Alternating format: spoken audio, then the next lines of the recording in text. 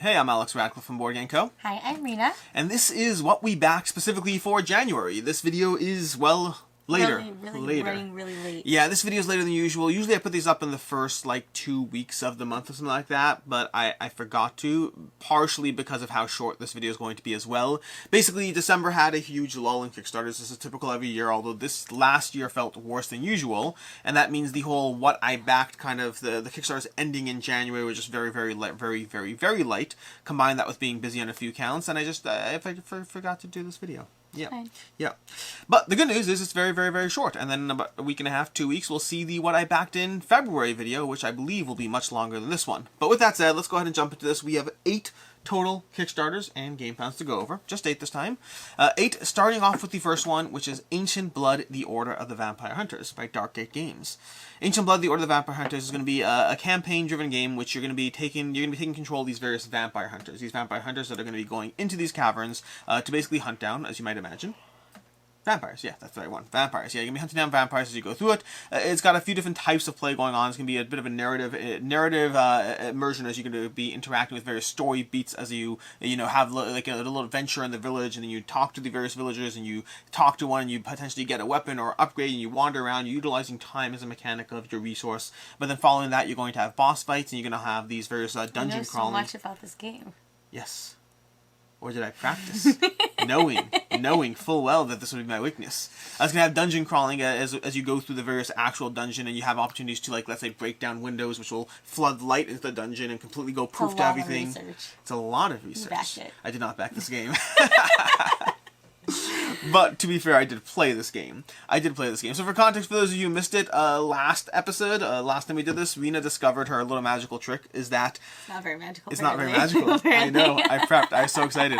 Her magical trick is that if I don't... This whole game of guessing whether I did or didn't back something, it's usually... She figured out last time that if she goes based on how much information I know about a game, it's usually a good indicator of whether I backed it. And while there's definitely a correlation... except for the fact that I did more research this time. Except for that, this one happens to be an exception anyway, because this one I did play. Now, I did play it, I reviewed it, you can check out my review on the channel. I did like it. I like the game, I think it's a good game, I think anyone who backed this game is going to get a good game that they'll enjoy.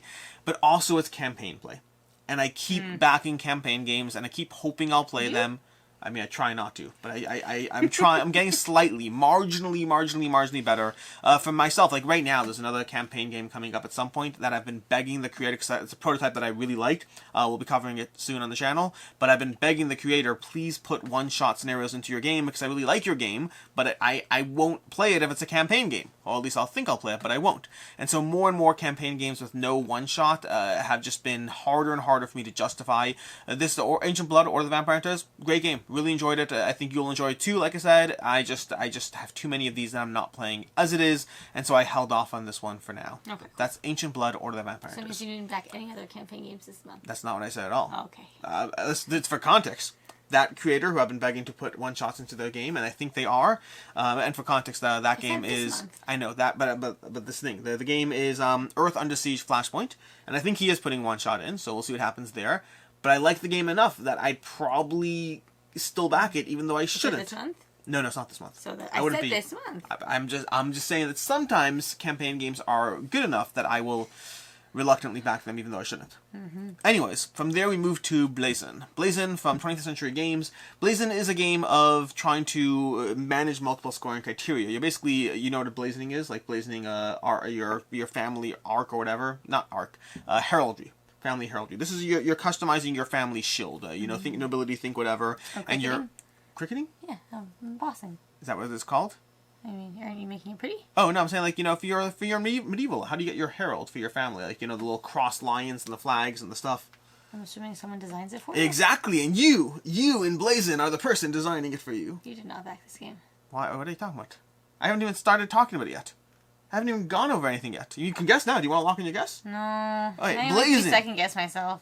I mean, you could lock it in. It's been probably safe. There's a 50% chance you're right. I don't think you backed it. Okay, you're locking it in? Yeah. Yeah, you're right. Blazon. Blazon with 20th Century Games, although again, I am interested in this one. I may pick it up in retail, we'll see. Blazon with 20th Century Games is one that I did not have a chance to play, but it's basically going to fall in line with those other, multiple scoring conditions going on kind of games. Think the whole flat-out games, line of games, Cascadia, Verdant, Calico, all those. Basically, you're emblazoning your shield. You're going to be gathering cards that go into specific slots on your shield, and they're going to be oriented based on where they can go and how they can score. What, and you're going to have... it? Yeah, similar to that too. Similar to that, yeah. Similar to all those styles. We like these games. We like them. Again, that's why. I think I'll like this game. That's not the question. I just didn't back it on Kickstarter. Okay. But it's one that, it has these, you can have public goals, you can have private goals, it's just scoring criteria. Like you said, a Whatnot Cabinet from Pencil First Games, fantastic comparison. They're all these different games that just give you multiple scoring criteria to manage, and I generally liked most of those games. I expect I'll like this one as well. 20th Century Games puts out good games. I didn't back it on Kickstarter, but I will be likely picking up a copy at retail at some point. Because how many I like did you back this month? Oh, you want information? You always tell me how many you backed.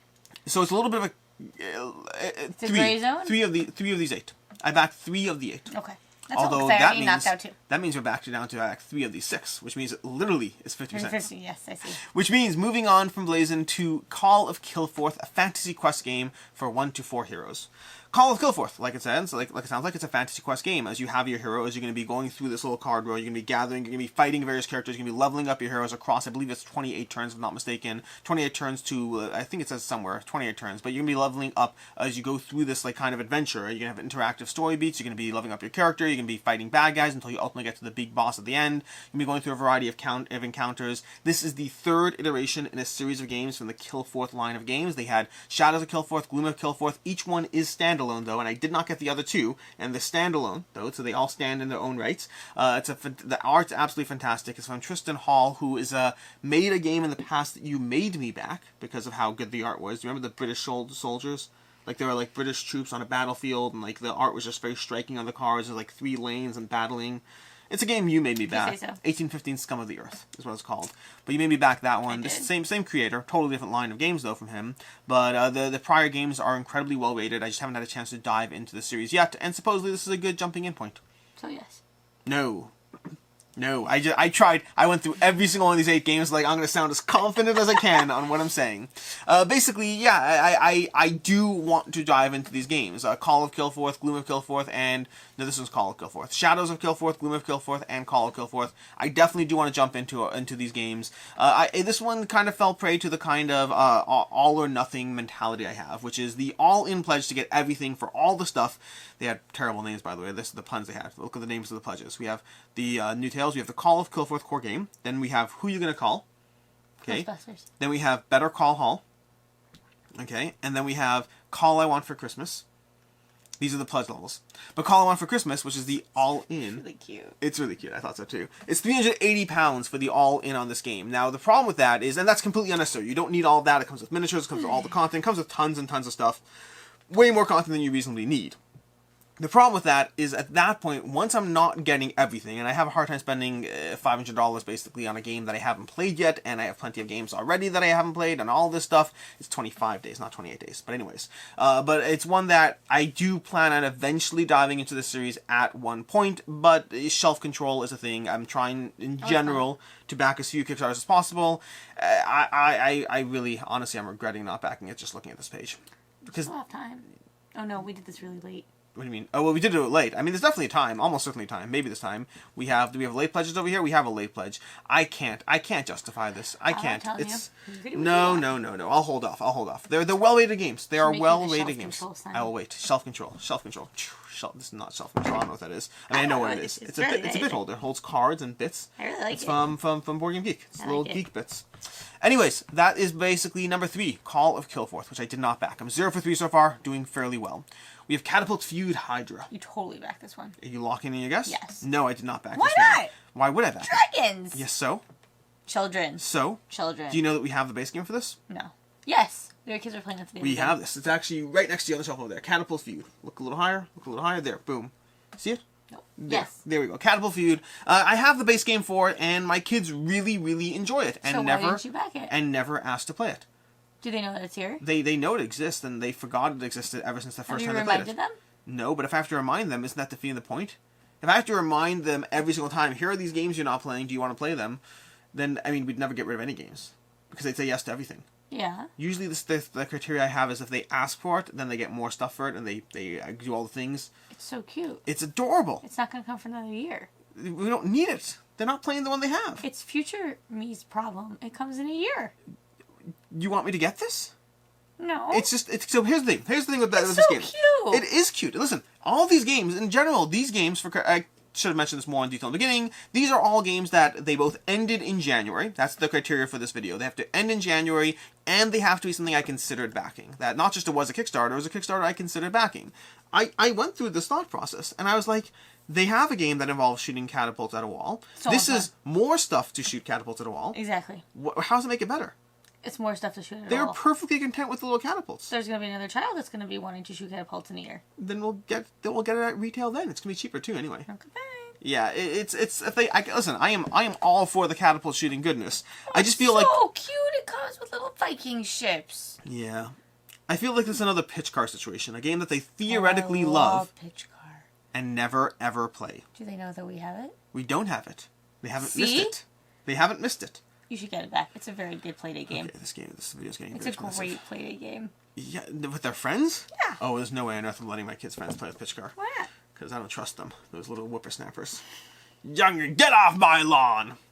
Anyways, moving on to number 4. 5. I have to get one of these right eventually. Support the Dice Tower, 2022. This is the wafflingness aspect of Support the Dice Tower. This is basically, well... Don't you always do this? I do. That's why so I was then kind yes. of... Yes, I know. That's there why you I go, waffled. so you can move to the next one. Yes, well, let's go very quickly. So cute! Little dice people. They owe me a dice person. I got a dice person last year. Haven't gotten it yet. But yeah. Anyways, that was the last Kickstarter. But anyways, Dice Tower Kickstarter in general is one that I like you said already, I always support it. What are you looking for? What are you looking for? You can't go too fast. What are you looking for? I thought it said Bruno. We don't talk about Bruno, no. It said Bonacker? I can't. Stephen Bonacker? I don't know.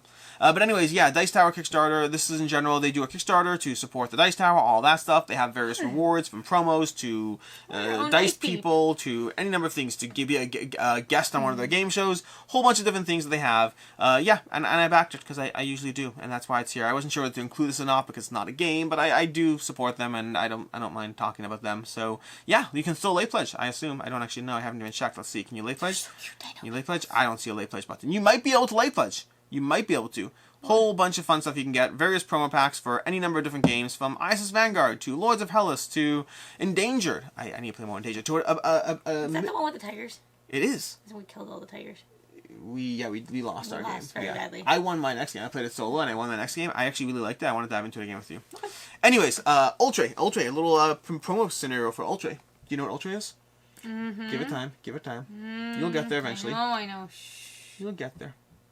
Ultra is a ranger's rallying cry. Yeah. Do you remember the game? No. You have a castle in the middle. You build stuff in the castle. We had a dragon running around trying to destroy us, and we had to help the dragon kind of at the end. Then we had a different scenario where imps were popping in and out of the castle. You have your ranger. Your ranger can't take the same action twice, except you have the ranger that could take the same action twice. You have various trouble cards around the edges. And that game! there we go. It's going to happen eventually. Anyways, yeah, they have a promo scenario for Ultra. That is basically the Dice Tower really well Kickstarter. in that game. Yes, you did. You did a wonderful job. Moving on to the next one. Rise of the Necromancer from Mythic Games. Rise of the Necromancer. This was a fun one. This is basically the second game. Enough. That's funny. Yeah, this is the second game in the Phoenix line. The Phoenix line, for context, from Mythic Games is a line where they basically they take other games from other publishers and they bring them back to life with like deluxifications or this or that or other stuff. What? Phoenix, yeah, they bring it back to life, like a rising from the ashes. And in the case of Rise of the Necromancers, it was an expansion as well as just miniatures for all the stuff.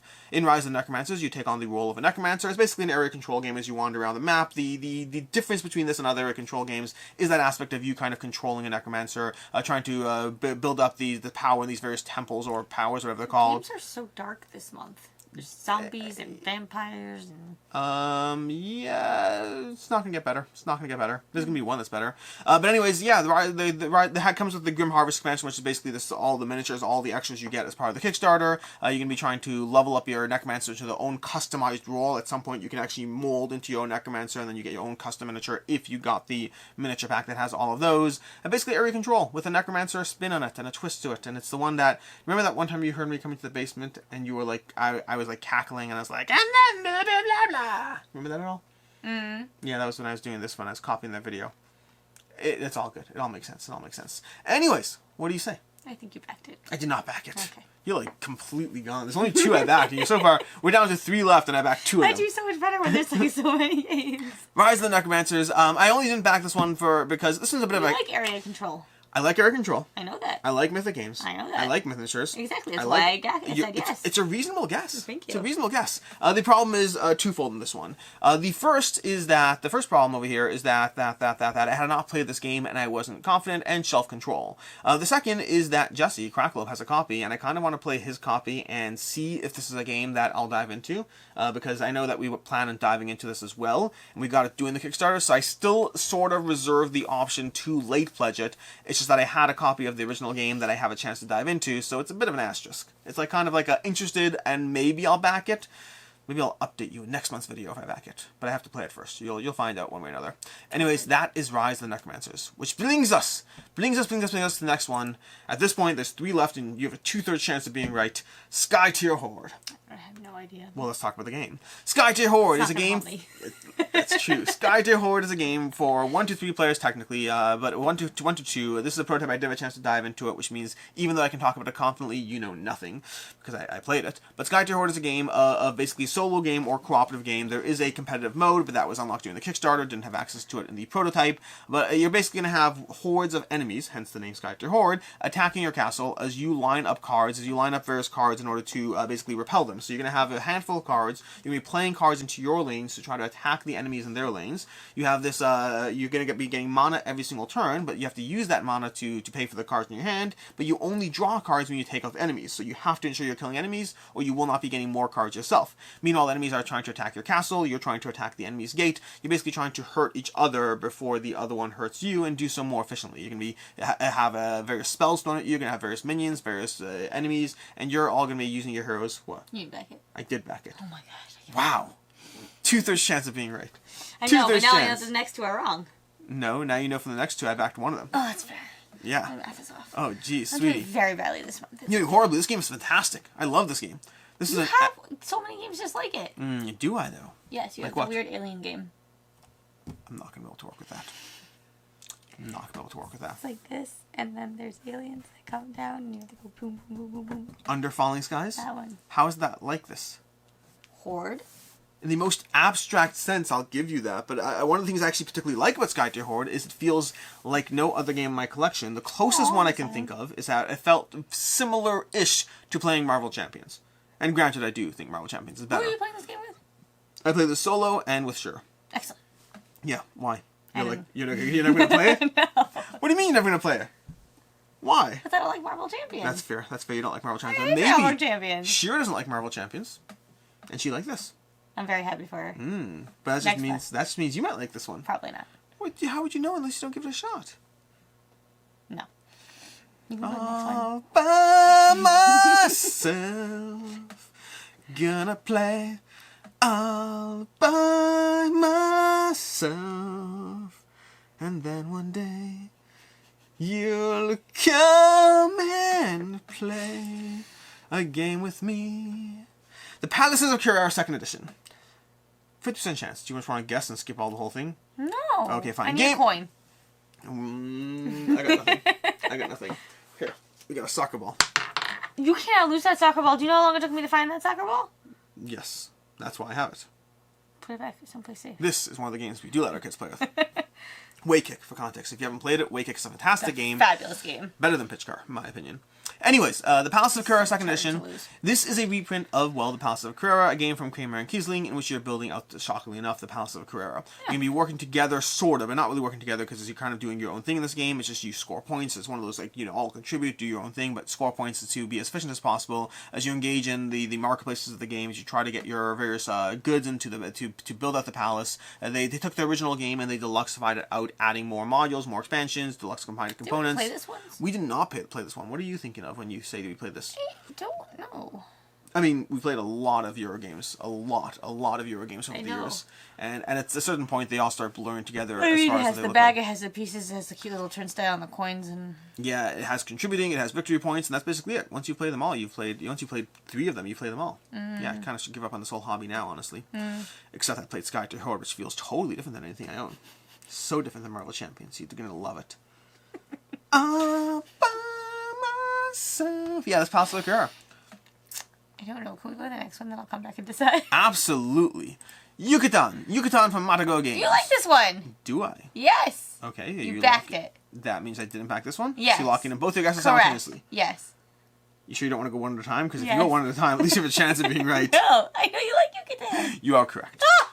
Okay. I did not back at Palaces of Carrara. I definitely was interested in the Palaces of Carrara, but again, a game I haven't played, shelf control, lots of unplayed Euros on my shelf already, so I was like, I will push that can, I'll kick that can down the road. And then we have Yucatan from Matago Games, Yucatan, which is basically their newest version, the 4th game in their Inish, Cyclades, Kemet, and now Yucatan quadrilogy. It's an unofficial quadrilogy, it's not an official quadrilogy. That's the nature of being unofficial. But Yucatan...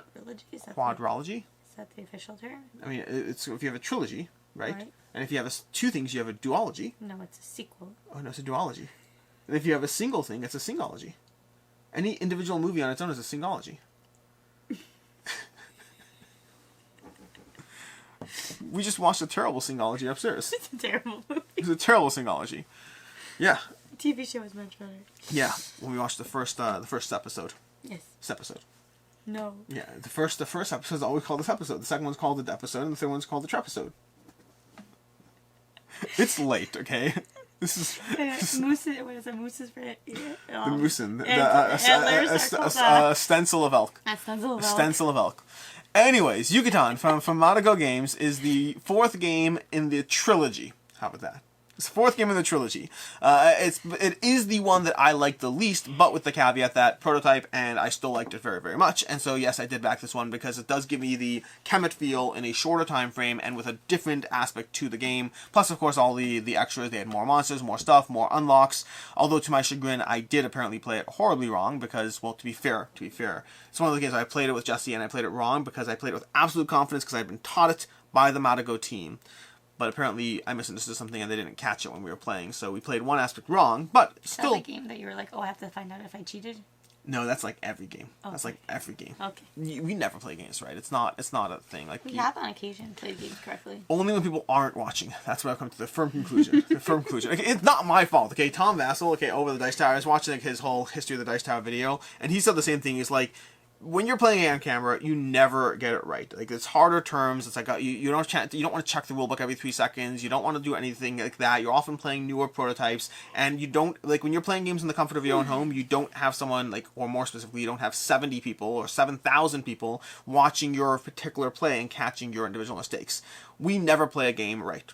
Neither do you. I thought Jesse didn't play games correctly until I started playing games on camera, and then I realized we all didn't play games correctly. So, I'm sorry. But that's basically it. That is everything. This particular episode, we backed 3 games, and one of them was the Dice Tower, so I'm not going to do my usual, 3 including the Dice Tower, which means only 2 separate games. Normally at the end of these, I'm like, if I could only pick 3, which would I pick? And the answer is 2 of them. I'd pick 2 of them. So because of that, to that end, I will say if I could only pick one, from the 2 that I backed, if I could only pick one, Yucatan or Skytear Horde, which one do you think I'd play? Yucatan. Wrong. It's okay. Wrong. Nothing right today. Nothing. Skytear Horde. Yucatan, as much as I do enjoy Yucatan, it feels similar to Kemet, and I prefer Kemet, versus Skytear Horde is, like I said already, doesn't really feel like anything else in my collection. Granted, it does feel similar to Marvel Champions, and I prefer Marvel Champions, but Yucatan feels similar to a bunch of games I have, and I prefer a bunch of them. So I like Yucatan, it's worth me backing, but if I can only pick one, I think Skytear Horde would seem more table time, because it's only really competing against one other game, so that's basically it. That is your what we backed in January. Very, very late, but here nonetheless. We will join you in 2 weeks or so for what we backed in February, and there'll be more because I definitely backed more than 2 in February. I think I've been getting better at the shelf control thing. Not great, but better. Make you a banner. You shouldn't make me any banners. Why not? Because I bought Marvel Zombies. Do you know how expensive Marvel Zombies is? No. Do you want to guess? No. Oh, wait a minute. I saw this online. Maybe. Did you make a video about it? I did. Was it a $600 game? It was a $600 game. Okay. Yeah. And? I don't get signs if I backed a $600 game. There's no signs for that. Do you have a shelf for it? Oh yeah, I have a shelf for it. Then as you had displayed shelf control. Shelf control. Let's call it that. You In have any a shelf case, right there. It's empty. See? I have plenty. That's my games to leave in the collection shelf. Oh. It's empty. Well, this not empty. There's lots of games on it. It has empty Empty spaces. shelf right there. It's 25 Calyx cubbies.